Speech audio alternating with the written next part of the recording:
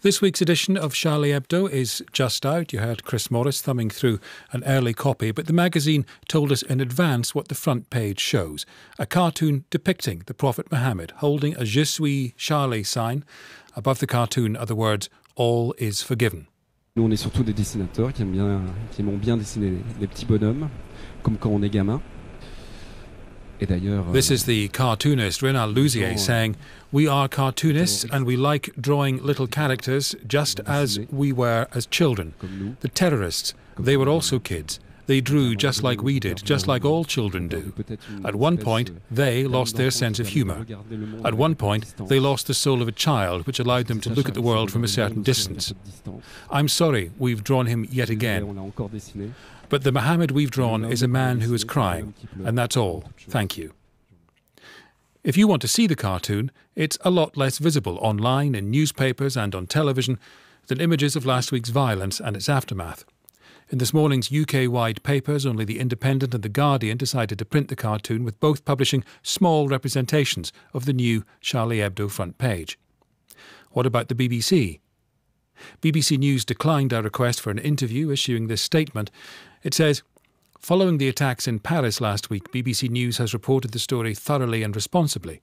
This has included running images of cartoons carried in Charlie Hebdo. We have broadcast television packages reporting the attacks and explaining the history of Charlie Hebdo, including images of the Prophet Muhammad on the News at 1, News at 10 and Panorama. Last night, Newsnight broadcast a picture of the planned Charlie Hebdo front page due to be published tomorrow. The BBC is a news organisation committed both to free speech and respecting our audiences in the UK and around the world. We have made the editorial judgment that the images are central to reporting the story and will continue to report the story in a careful and considered manner." David Aaronovitch is a columnist at The Times. He chairs the Index on Censorship, which is showing the Charlie Hebdo cover on its website. Nabila Ramdani is a French-Algerian journalist based in London. Nabila, what do you personally think of the new Charlie Hebdo cover? Well, I've written about it today in The Guardian, actually, and I think, we're talking about the most godless magazine in France. Is that a good or a bad thing? Well, it's a thing. I don't, it can be an atheist magazine. I have no issues with that. And yet it has published, what is a show of remarkably Christian values and effectively turning the ultimate cheek, portraying a prophet crying and all is forgiven. I think it's a bit too soon, perhaps in the wake of such sadistic murders, really. What do you mean too soon? When is the right time to publish that cartoon after the murder of 17 people by religious extremists? Well, my point is the idea that, we're hearing reports that there might be, other terrorist cells on the loose as well, ready to strike again. And this idea that, you have a prophet who, can just take so much violence on the chin and then move on. I think it's sending a very muddled message, really. And what do you think? There's no particular brilliance in there or imagination. It's rather dull. And what do you think British newspapers and publishers, broadcasters, what should they do with the image? Well, Britain has been admirably restrained in its approach to publication. It doesn't allow racist and hateful material aimed at stigmatising people to appear in print or indeed to be broadcast. So why should it suddenly allow this? I mean, isn't restraint and respect crucial in any civilised democracy? Is really the suggestion that we should now all start drawing childish racist pictures of black people, or bigoted ones about homosexuals, or anti-Semitic ones about Jews? Is that really what Britain wants? How far should we regress? David Aaronovitch, what do you make of the fact that so few British publishers, including the BBC, have shown it, and then only sparingly? Well, I think it's not really very surprising, given the history of this and given people's twofold problem with it. Firstly is the fact that people genuinely are intimidated, and second is there is a great fear of causing offence. We are, as a society, very reluctant to cause offence. even actually when, in order to inform our audiences properly, we would have to take the risk of causing a little bit of offence. I mean, Nabila Ramdani has just said she didn't take offence from this cartoon. In fact, she criticised it purely on aesthetic grounds, and from her argument it seemed that she would have preferred it if the Muhammad had been depicted had been angrier and as something more of a stereotype, because that would have represented the moment better. If it's not at all problematic for Nabila, then I can't really quite see why it should be problematic for our news sources. In other words, I can't see why it shouldn't be on the main news bulletins, and why it shouldn't have been represented in all newspapers. In other words, this kind of inhibition which we have about it is actually wrong. It's not necessary. And it is also kind of a sign of the way in which a certain kind of commitment to free speech has, I think, been put at hazard in recent years as a result of this discussion. David, do you know of any British editors or journalists who've been offered police protection in recent days? I don't personally know of any, but I do know of many who've reviewed their own security process. And I think actually probably it went the other way around. I should think that there were quite a few publications who went to the police and said, what kind of things should we be doing to increase our security? And quite possibly one of those organisations would be the BBC. Well, I think, David, you got me completely wrong there. I was by no means suggesting that the cartoons were not offensive at all. In fact, my view is that the cartoons should not be published in France, especially not at these extremely sensitive times.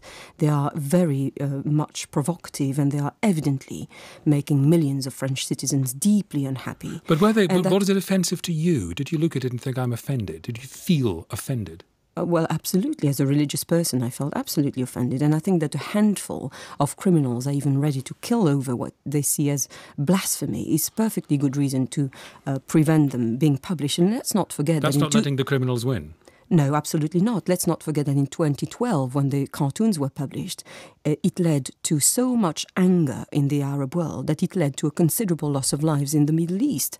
And I think fundamentally, I can't see any great principle here either. This is not a test of free speech or any great democratic ideal. It's an argument about mocking cartoons which insult millions around the world, as we're in France.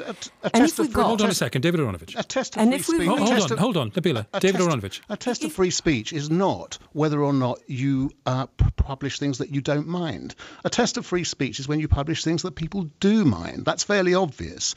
Now, you actually slid very, very quickly when Eddie asked you that question, from the question about whether or not the cartoon was offensive to the question of whether or not it might cause a breach of public peace because some people might overreact to finding it offensive. That's a category change. Those are two entirely different categories. I put it to you, Nabila, that actually you didn't find it offensive. There's nothing in that cartoon, if people were to look at it, which anybody could say was racist, that they could say was intimidatory, that would make any ordinary person feel that somebody was harbouring hatred towards them. And if there was, you tell me what in that cartoon actually suggests any of those things. David, there are very strict legislations which actually, legislate on the expression of racial hatred. You are not the person to tell me how I feel, especially when I'm telling you that I'm deeply offended. I'm asking you to explain the offence in the light of that particular cartoon. I believe not by going off into generalities. Pretty soon we're going to be in Iraq, etc., and the history of Western colonialism. Be extremely specific. That cartoon. If you give me a chance, I'll be extremely specific. I'm utterly in favour of freedom of speech, but I also believe that there's a great tradition of satire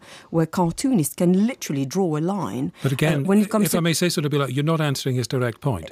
I often visit the Holocaust Memorial in Paris where I grew up. You're still not doing it. And let me finish. And I can tell you that I saw the most disturbing images around about Jews, which are portrayed in the most hateful way. And these kind of cartoons have actually played a huge part in wiping up racial hatred in the years leading up to the war. Why can't we learn from that lesson? Why do we once more have to regress into a situation where vicious stereotypes are used to divide communities and people hate each other? The cartoon you described clearly did not fall into that category, did it?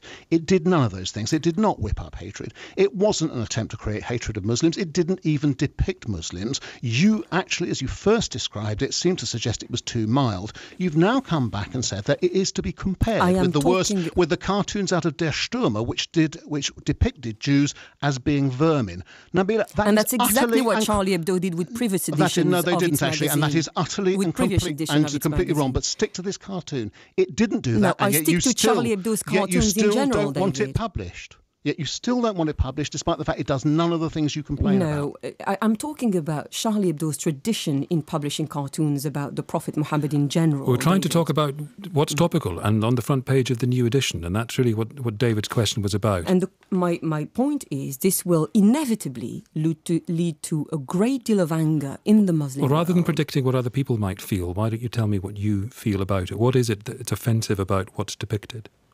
As a deeply spiritual and religious person, I do not accept that the Prophet is depicted on the front page of a cartoon which is not particularly funny, not particularly satirical, and which is actually designed to whip up racial hatred. David Aaronovitch, last word. Well, as you can see, that's not an argument about the cartoon itself. It obviously doesn't whip up racial hatred. Otherwise, that's the first way Nabila would have said it. She objects to the depiction per se, no matter what it actually does. And that, I'm afraid, is a prescription we cannot run with anymore. Not in a free society. You're going to have to allow the possibility that people for whom Muhammad has become a very big figure for all of us are allowed to talk about and to depict it the way that they see fit. Thank you both, David Aaronovitch and Nabila Ramdani.